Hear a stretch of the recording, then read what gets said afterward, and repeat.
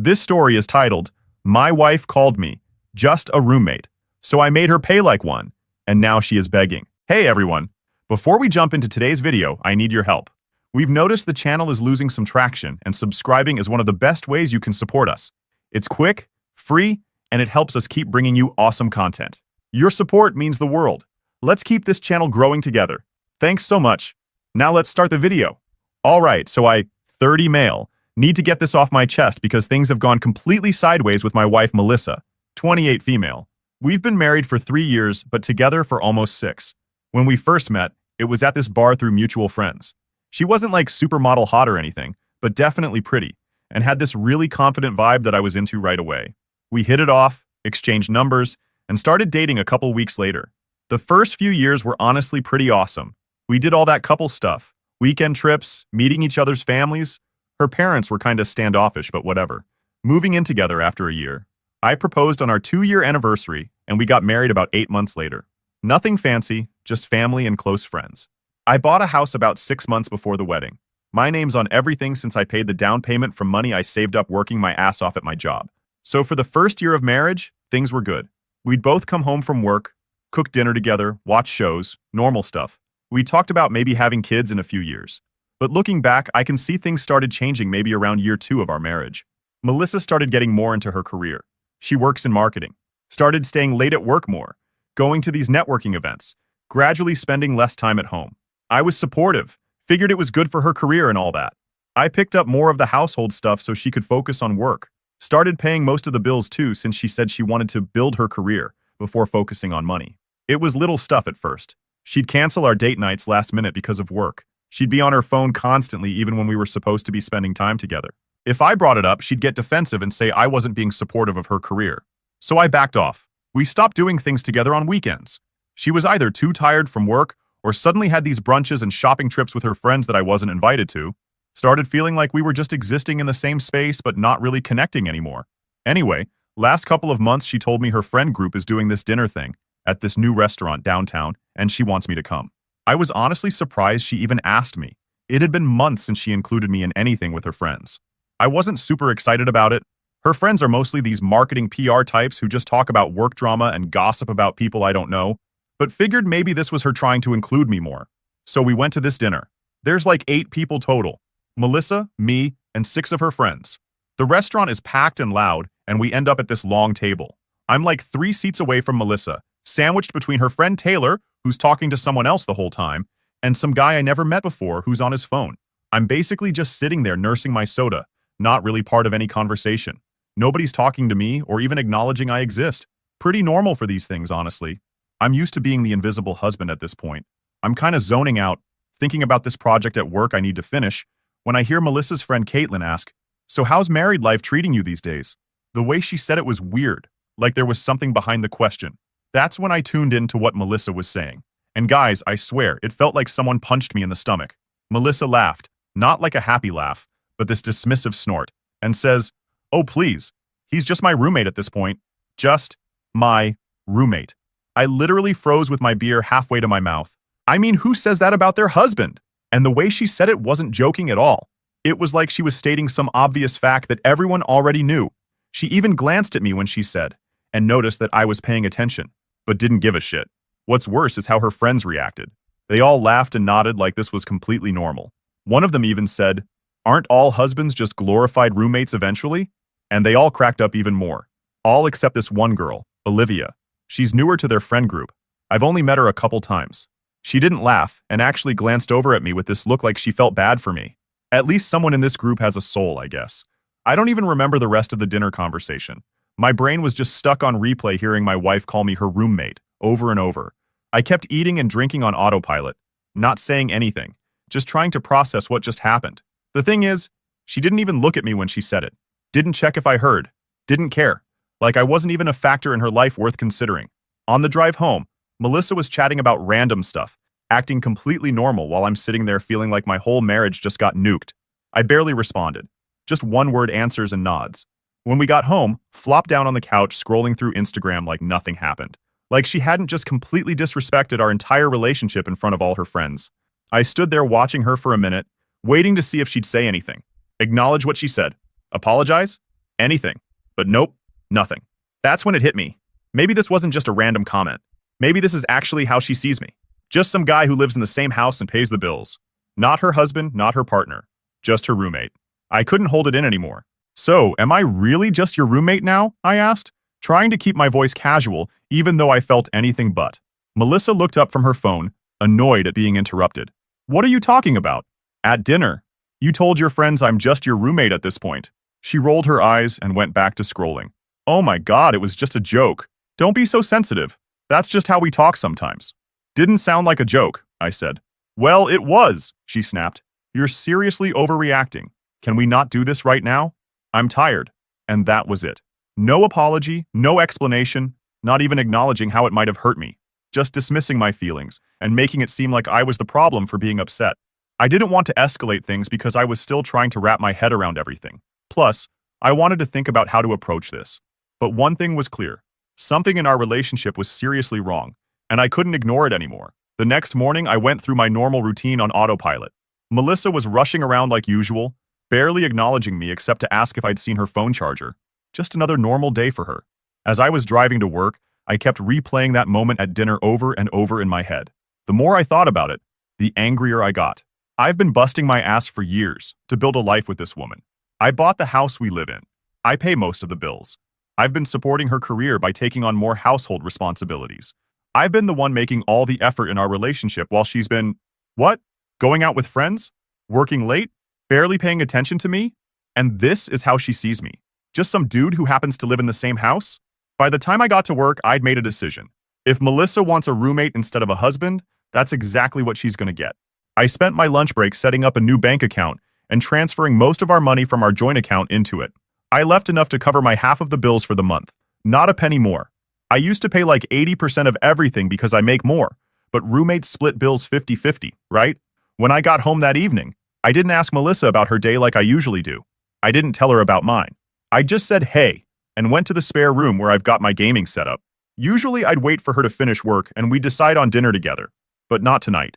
I ordered a pizza just for myself. When it came, I grabbed a couple slices and went back to my game. Melissa came in looking confused. Did you order pizza? Where's mine? I shrugged, not looking away from my screen. Oh, I just ordered for myself. Figured you'd get something if you were hungry. She stood there for a second, like she was waiting for more of an explanation. When I didn't say anything else, she just went, okay, and left the room. I heard her in the kitchen a few minutes later making herself something. That was the start of what I now think of as Operation Roommate. Over the next couple weeks, I systematically changed how I interacted with Melissa. I stopped texting her during the day to check in. I stopped picking up groceries for her. I stopped doing her laundry with mine. I stopped asking if she needed anything when I went to the store. I stopped telling her when I was going out or when I'd be home or making dinner for both of us. Basically, I stopped doing all the husband things and started acting like we were just two people sharing a living space, like roommates. At first, Melissa didn't really seem to notice. Or if she did, she didn't say anything. She was still going out a lot, still working late, still on her phone constantly when she was home. But after about a week, things started to change. She came home one night and opened the fridge, then turned to me with this annoyed look. There's like no food in here. Didn't you go grocery shopping? I didn't look up from my laptop. Yeah, I got my stuff. It's on the left side of the fridge.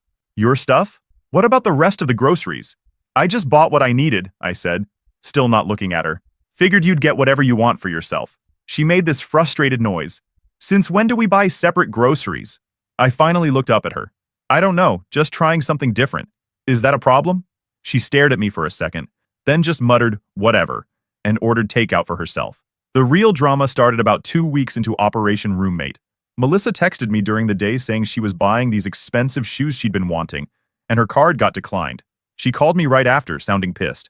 Why is there only $700 in our joint account? She demanded. That's your half of the bills for this month, I said calmly.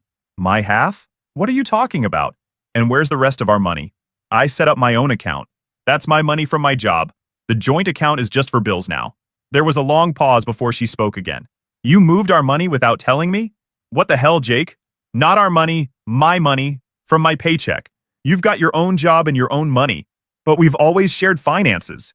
You can't just change that without talking to me. I almost laughed. Yeah, and I thought we were husband and wife, not roommates, but apparently things change. What are you talking about? She sounded genuinely confused. Nothing. Look, I put your half of the bills in the joint account. You need to pay that by the end of the month. The rest of your money is yours to do whatever you want with, just like mine is mine. She started saying something else, but I told her I had a meeting and hung up. When Melissa got home that night, she was fuming. She stormed into the living room where I was watching TV and stood right in front of me. "We need to talk about what the hell is going on with you," she said, arms crossed. I muted the TV. "What's up?" "Don't what's up me. You know what's up. The money, the groceries, the way you've been acting. What's your problem?"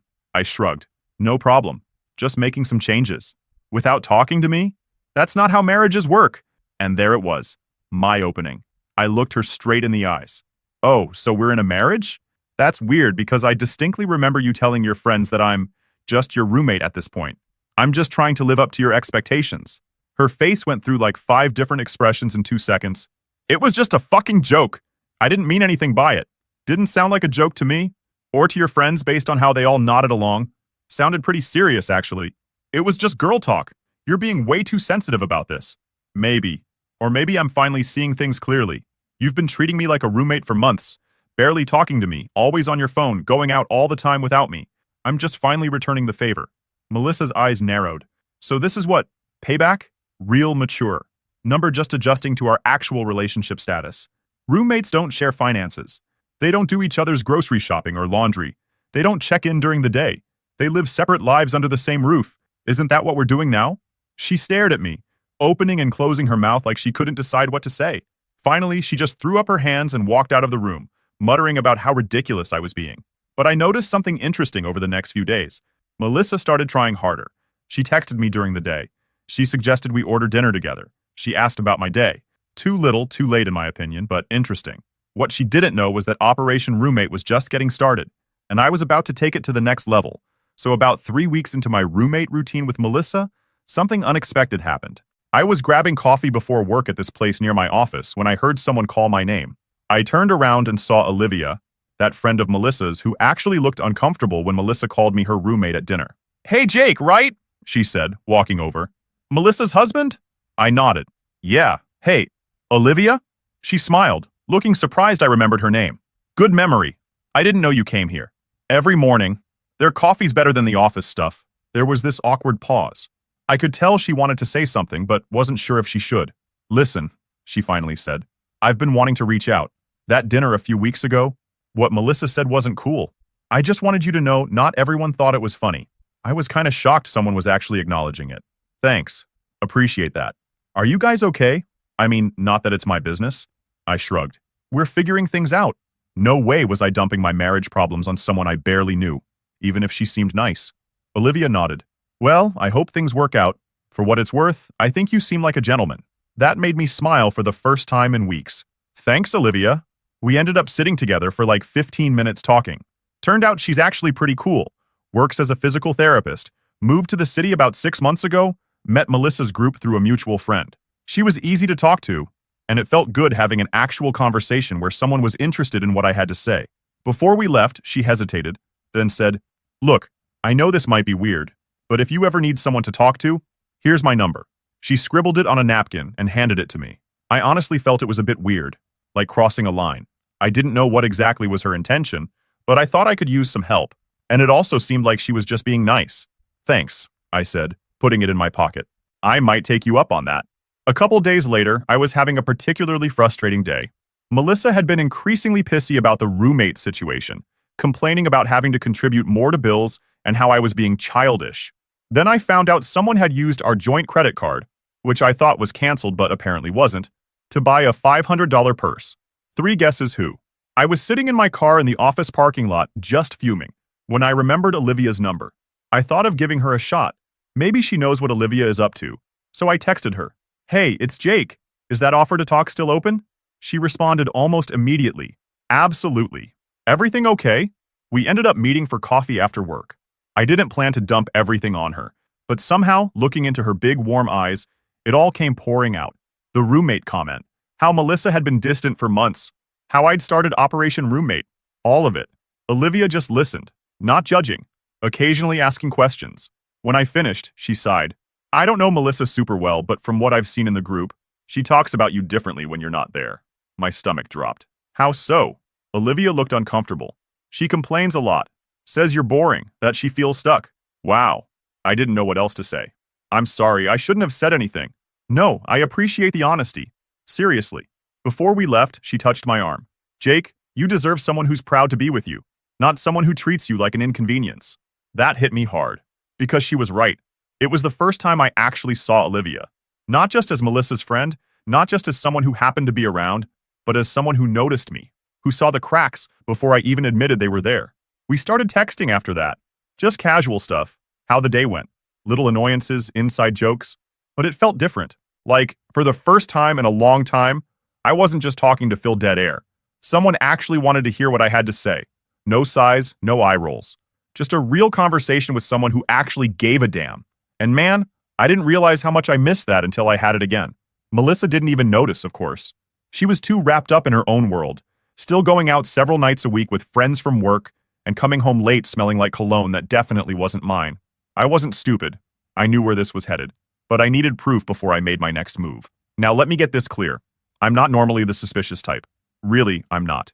Been cheated on before in college and promised myself I wouldn't be that paranoid boyfriend checking phones and stuff. But there's a difference between being paranoid and just connecting obvious dots. Melissa was showing all the classic signs. Staying out late, being secretive with her phone, sudden new work friends I never met, getting all dressed up for office meetings, plus that cologne smell. I mean, come on. I needed to know for sure though. First, I tried the direct approach. So who's this new work friend you've been hanging out with so much? I asked casually one morning. Melissa barely looked up from her phone. What? Oh, just people from the marketing team. No one interesting. Seems like you're with them a lot lately. She rolled her eyes. What? Are you monitoring my schedule now? I thought we were just roommates. She made air quotes with her fingers. Just making conversation, I said, walking away. Clearly the direct approach wasn't going to work, so I made a decision that some people might judge me for, but whatever. I bought an AirTag. If you don't know what that is, it's this little tracking device Apple makes. You're supposed to use it for finding your keys or luggage, but people use them for other stuff too. I waited for a morning when Melissa was still sleeping. Her car keys were on the counter like always. I quickly took them, slipped the AirTag into this little pocket in her car's center console where she keeps spare change and receipts, and put the keys back. The whole thing took maybe 30 seconds. That same day, Melissa texted saying she'd be working late again and not to wait up. Perfect timing to test my new setup. Around 6 p.m., I opened the Find My app on my phone and checked the AirTag location. It showed her car was on the move. I watched as she drove, not toward her office downtown, but toward the fancy apartment complex on the north side of the city. Her car stopped there at 6:45 p.m. My heart was pounding. Part of me hoped there was some innocent explanation. Maybe a friend lived there. Maybe there really was a work thing there. But deep down, I knew. For the next 3 days, I tracked her movements. The pattern was obvious. Tuesday.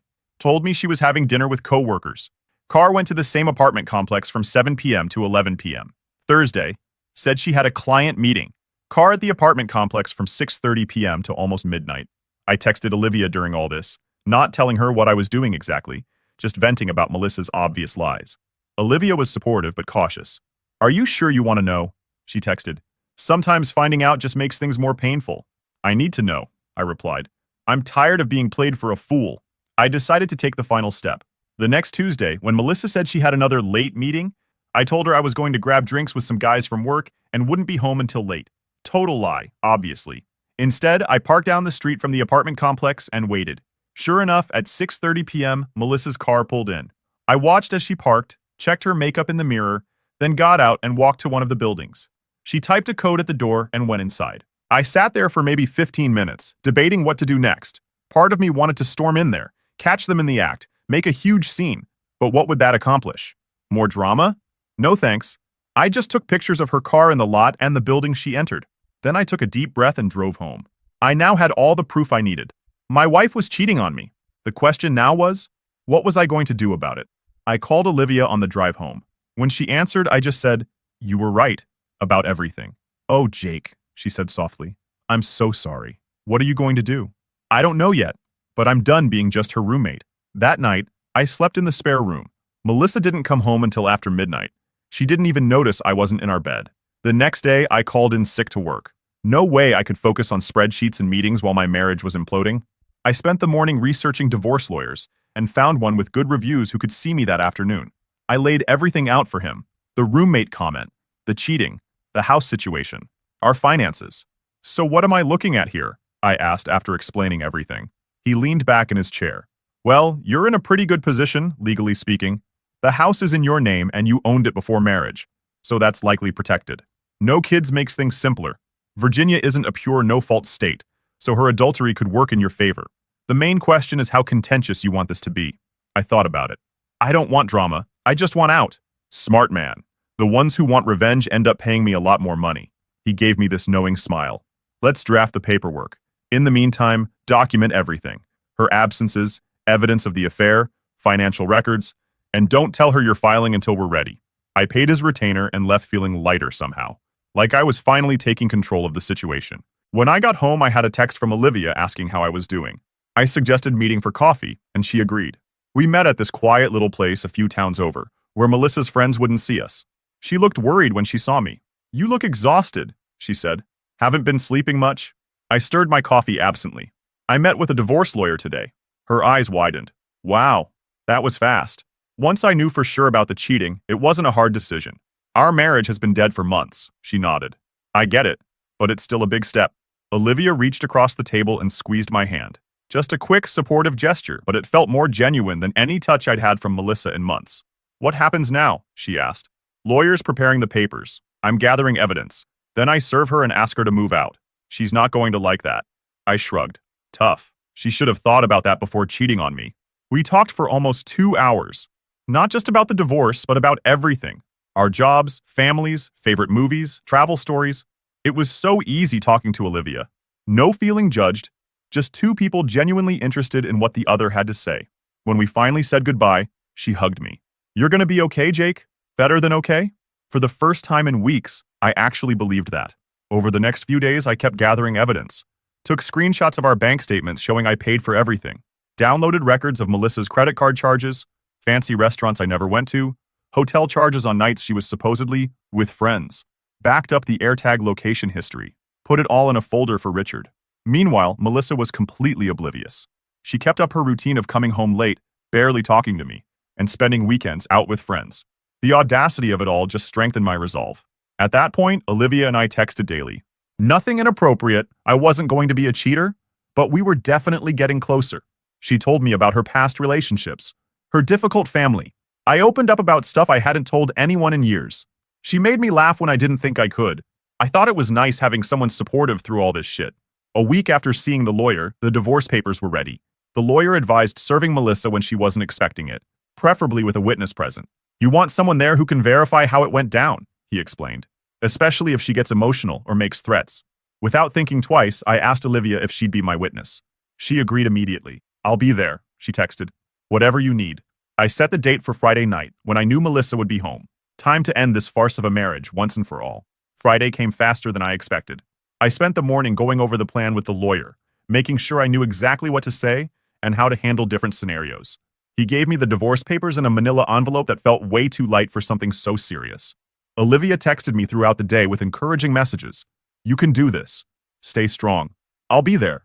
Simple stuff, but it helped. We agreed to meet at a coffee shop near my house at 6 p.m. Melissa usually got home around 7 on Fridays when she wasn't going straight to her jerk's place. The plan was for Olivia to come over around 6:30, then we'd wait for Melissa together. We sat there for a bit, not really drinking our coffees, just killing time. At 6:25, we headed to my house. Olivia's car was way nicer than I expected. Some luxury SUV that must have cost a fortune. We walked into the house, and for a second, I hesitated. It felt weird having Olivia here, Melissa's old friend in our space. Except it wasn't our space anymore, and Olivia wasn't really Melissa's friend anymore either. I gave her a quick tour, pointing out random things just to fill the silence. She smiled, that small, knowing smile she had. You don't have to give me the real estate agent walkthrough, Jake. I'm just here for moral support. I chuckled, rubbing the back of my neck.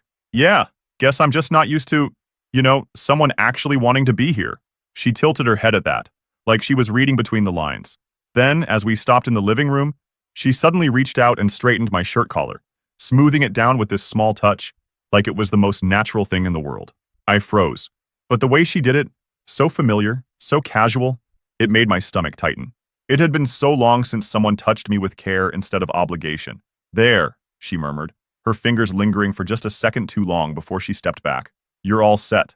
I swallowed, trying to ignore the heat creeping up my neck. Thanks? She just grinned, plopping onto the couch like she'd always belonged there. Anytime. And just like that, I started seeing Olivia in a way I never had before. Around 7:10, I heard the sound of Melissa's car in the driveway. Olivia and I were settled in the living room, the divorce papers laid neatly on the coffee table, waiting. Everything was in place.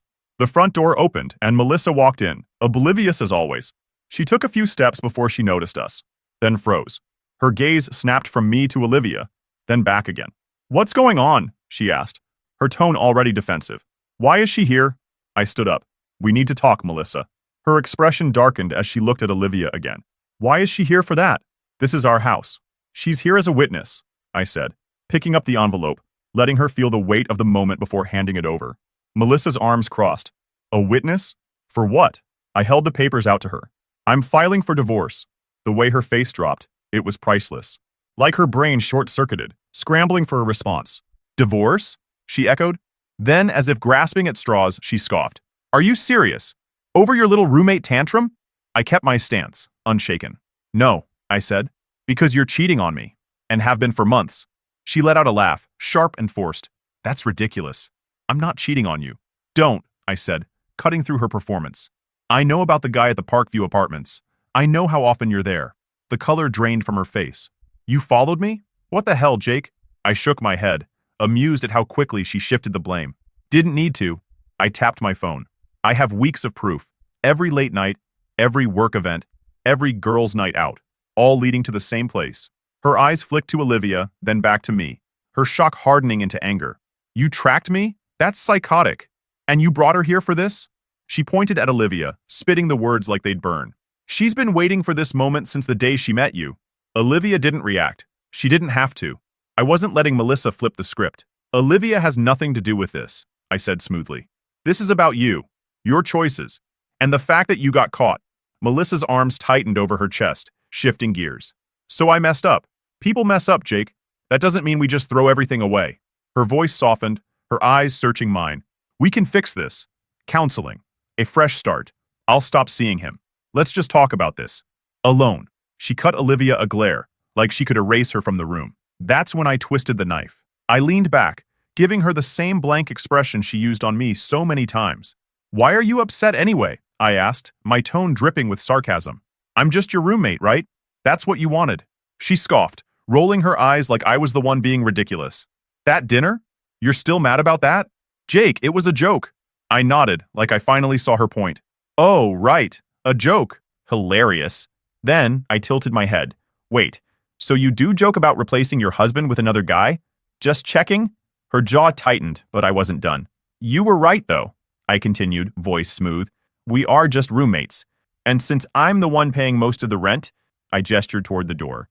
"Yeah, I'm gonna need you to pack up and get the hell out of my house." She completely lost it. Started crying, screaming, throwing things. The works. Called me every name in the book, then switched to begging, then back to anger again. Classic manipulation tactics that might have worked on me before, but not anymore. "Where am I supposed to go?" she kept asking, like it was my problem to solve. "I don't know, maybe your boyfriend's place? You seem to spend enough time there already." That just made her more furious. Eventually, she stormed out, slamming the door so hard a picture fell off the wall. Olivia helped me clean up the mess Melissa left behind. "That went about as well as expected," I said, trying to make a joke. Olivia gave me a sympathetic smile. "You did great. Stood your ground."